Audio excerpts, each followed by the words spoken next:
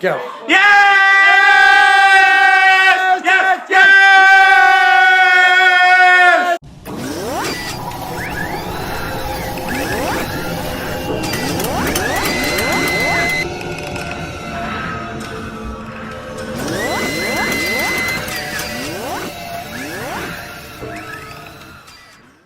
So the first topic I want to talk about is specificity and variability. Now, I look at it a little bit different than most people do. I think there are two types of specificity. There's peaking for a meet, and that would mean that you specifically focus on the lift that you will be competing in. So in that case, for bench press, it would be a paused bench press regular grip. The other way that I think about it is specificity in terms of strengthening your weak points, which is, I think, what a big misconception of the conjugate method is. So I'll rotate through a cycle of all my lifts, and then after that go into a technique from where I'm weak. So for instance, my weakest position is right off the chest, about 1/4 inch, and also about 3 inches off, where I make the transition from my chest to my triceps. When you take that into account, basically variability and specificity become the same thing. What I mean by that in the sense of conjugate is you want to specifically target the areas that you're weakest in, and by doing that, that's going to allow you to have more variability. And basically the idea of this whole thing is to get as strong as you can from many different angles, so that when you get in your strongest position, you're going to be way stronger than you ever were before you worked on those weak points. The next thing I want to discuss is just the fact that the bench press is not only a shoulder, chest, and tricep movement, it is a full body movement. I can say that I hadn't learned to use my lats and my legs in my bench press probably till around 3 or 4 months ago.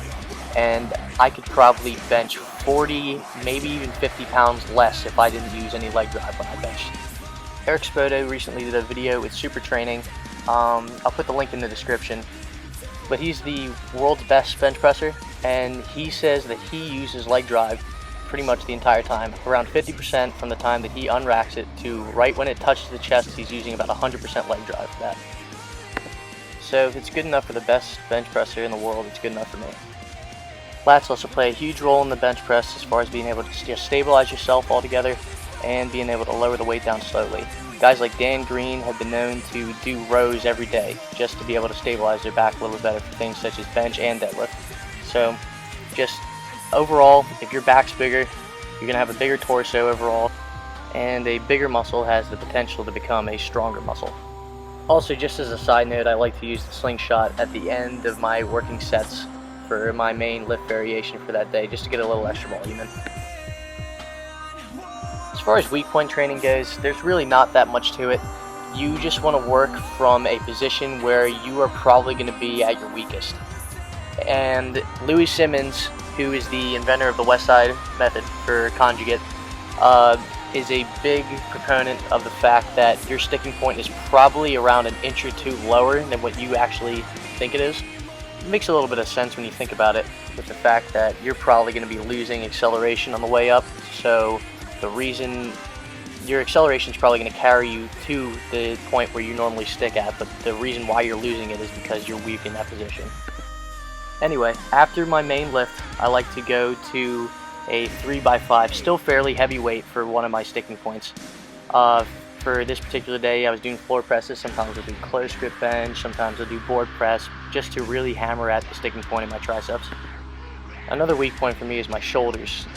Specifically, my overhead press sucks in comparison to my bench, but that's not necessarily a bad thing, and Johnny Candido talks about this in some of his videos too. The fact that you can be so weak in one particular area can actually benefit you. When you think about it like this, if you manage to get your overhead press up another 10 pounds, that could be an extra 30 to 40 pounds on your bench press. In fact, as a rule of thumb in general for all lifts, whether it's squat, bench, or deadlift, find a lift that you are the weakest at and do that as much as you can, because that's going to make everything go up. Not to mention, there's nothing more gratifying than going from being poor or mediocre at something to actually adequate or even advanced.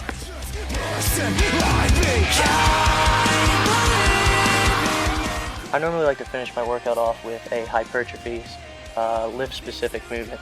In this case, I'll be using my variation of a bamboo bar. All you need is 2 bands attached to some sort of 25-pound plate, or even a little bit above that, kettlebells work. But you can also attach just regular free weight to it. You can even use just like a regular bench press sort of thing. I like this version in particular just because I feel that I get the most stimulation out of it. I definitely work the most stabilizers using this, and I feel like it's going to give me a pretty good carryover to my regular bench press. So a lot of these are just the principles that I've used around the past 6 months that have really helped my bench skyrocket. I hope you guys enjoyed, and please like and subscribe.